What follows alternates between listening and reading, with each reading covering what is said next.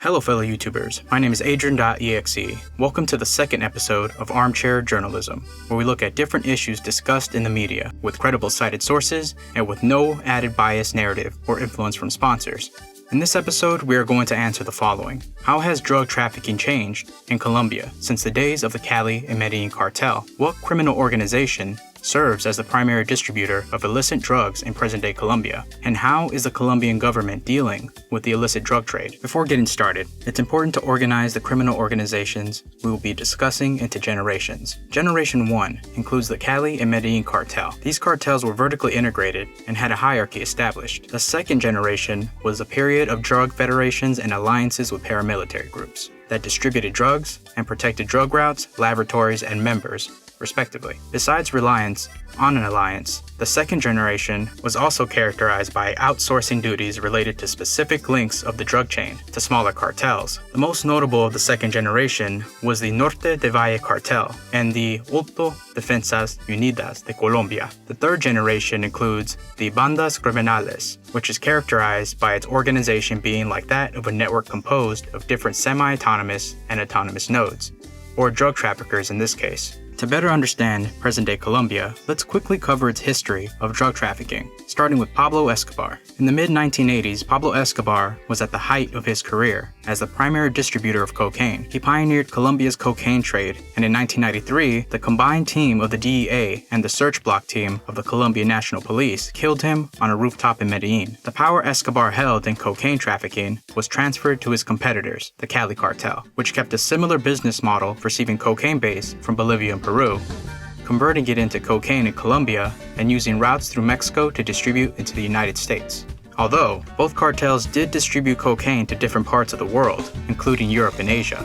This lasted in upwards of 2 years until the takedown of the Rodriguez Orejuela brothers between 1995 and 1996. In 1995, the Colombian National Police arrested Roberto Rodriguez at his home in Cali. In 1996, Jose Londoño was killed in Medellin attempting to flee from the police.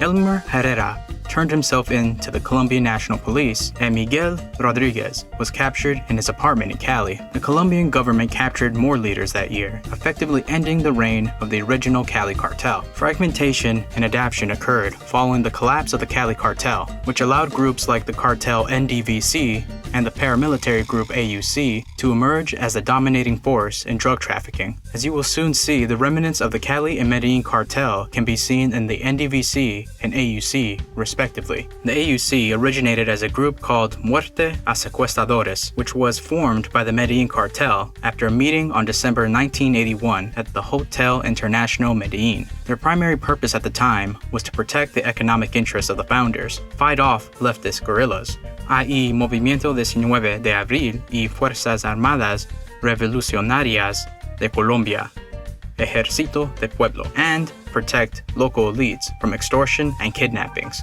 In 1991, Los Perseguidos por Pablo Escobar was formed by Fidel Castaño and his two brothers Carlos and Vicente, and Diego Murillo, after Escobar killed Fernando Galeano and Gerardo Moncada, two known associates of Mas. Fidel and Carlos Castaño and Diego Murillo would later become key members and founders of the AUC in 1997. The other key groups that come into play in modern-day drug trafficking in Colombia are the Los Ejército de Liberación Nacional and FARC. FARC's origins extended as far back as 1948, but the group began taxing cocaine growers, labs that were present in their territories, and airstrips used for drug smuggling operations in the 1980s. During the mid-1990s, they began to make their own cocaine and exporting it using their control of frontier areas.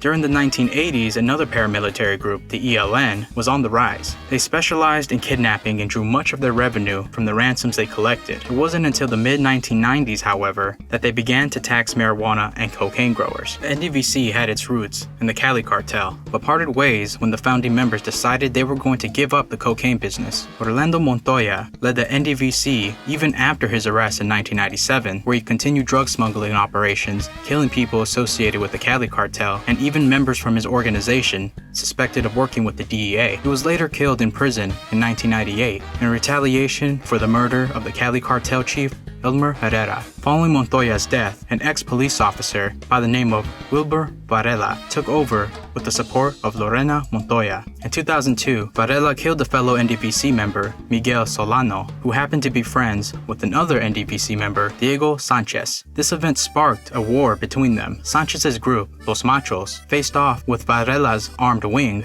named Los Rastrojos. Later, Sanchez allied himself with FARC, and Varela allied with the AUC. Around 2006, in Colombia, the once powerful entity, the AUC, was demobilized, and the two leaders of the NDVC, Sanchez and Varela, were at war with each other. During this time, a new cartel formed, Bacrim, formed by the remnants of the AUC and smaller decentralized criminal groups.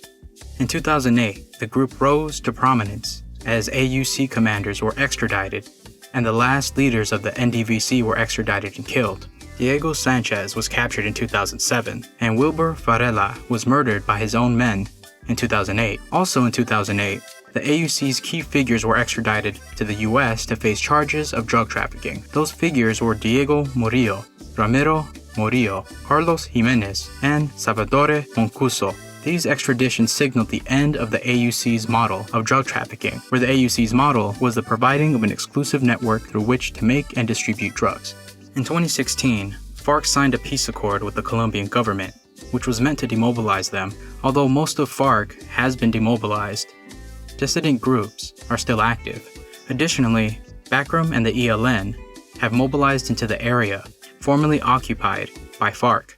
Present-day Bacrim is a criminal network composed of independent and semi-independent nodes, which makes the kingpin strategy difficult to implement. The most notable nodes are Los Rastrojos, the Oficina de Envigado, and currently the most powerful of them all, Los Urabeños. Although there are many nodes, according to Insight Crime, today the Urabeños are the only Bacrim with the national reach, and since the surrender and capture of leader Javier Serna and the capture of Diego and now the second most powerful group, Los Rastrojos, have lost a considerable amount of power. Bacrim doesn't just profit from drug trafficking, synthetic and non-synthetic drugs. The network also participates in extortion, gambling, illegal gold mining, and human trafficking. Bacrim shares a symbiotic relationship with paramilitary groups in Colombia. For instance, Bacrim purchases coca base and protection from the ELN. It's important to note that although some nodes of the Bacrim, like Los Rastrojos, may have alliances with the ELN, the Urabeños do not. Bacrim also enlists former members of FARC and the AUC. While we are on the topic of membership, Bacrim also enlists children, as was reported by Colombiareports in 2015. Bacrim distributes not only outside of Colombia, but within as well. Its focus outside of Colombia is not the US, however. It instead has been working on establishing connections within European and other Latin American countries. That's not to say Bacrim does not take part in the Mexican cartel's drug trade. The Colombian newspaper El Tiempo reported in 2015 that 35% of the cocaine distributed by the Sinaloa cartel was from Colombia. Bacrim, like most cartels, has politicians and police officers on their payrolls as well. They also launder their money through business fronts and shell companies. Bacrim is mostly active in Barbacoas, spreading further into Nariño, and its influence is spreading in Córdoba, Antioquia, Pichada, and Guaviare. Nodes like the Urabeños are structured in 3 tiers. The first is the Central Command, that consists of leaders, which in the case of the Urabeños would be Dario Azuga. The second tier is composed of regional lieutenants that are in charge and provide services to real estate that aids in drug trafficking. This includes, but isn't limited to, supplying access to drug crops, providing protection to drug laboratories, moving narcotic consignments, and securing departure points. The third tier is composed of local, subcontracted criminal gangs. They manage local drug distribution, procure coca base, and aid in the production of cocaine. So, who are the Urabeños? The Urabeños began when Vicente Castaño rearmed following the demobilization of the AUC with 2 of his former commanders. The former commanders were of the AUC's Calima bloc, and their names were Herbert Garcia and Daniel Herrera. Castaño was presumably killed on March 17, 2007 in the department of Antioquia.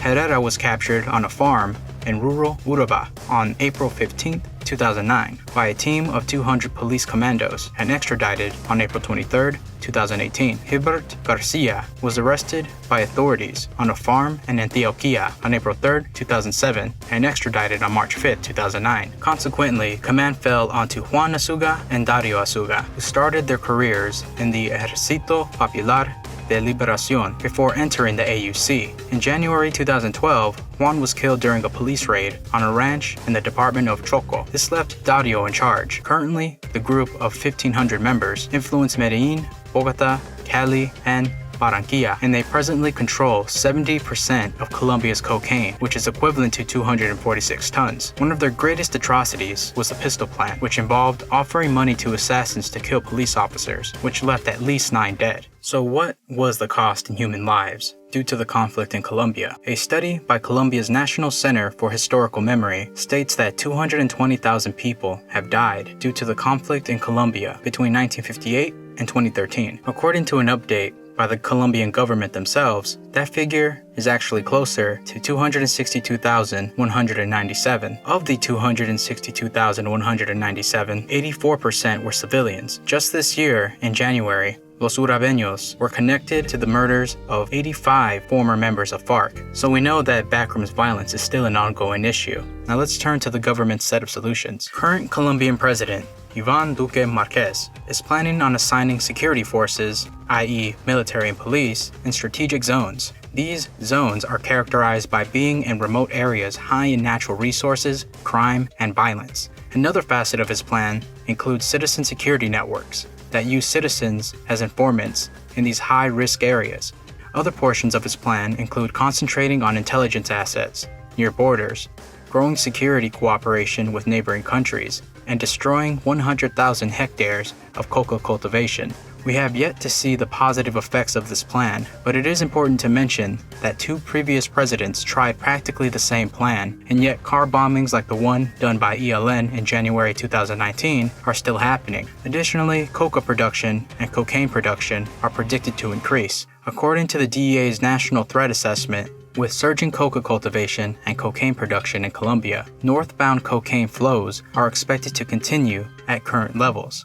Although new trafficking patterns may develop due to law enforcement activities in the Eastern Pacific, even worse, President Trump has threatened to cut off loans aiding Colombia if they don't stop cocaine production, and he could still deliver on this threat if his 2020 federal budget proposal is passed by Congress. What else can be done at this point? Well, it seems that Colombia should address whether it should legalize drugs in its own country and continue to demobilize any paramilitary groups left. Starting with drug legalization, economists who study the dynamics of illicit drug trade believe that the narcotics portion of the black market can be eradicated by legalizing drugs. Economists like Walter Block assert that the rise of illegal drug prices are due to prohibition, and this allows cartels to continue to profit. Additionally, he believes that legalization can essentially cause the disappearance of the narcotics section of the black market.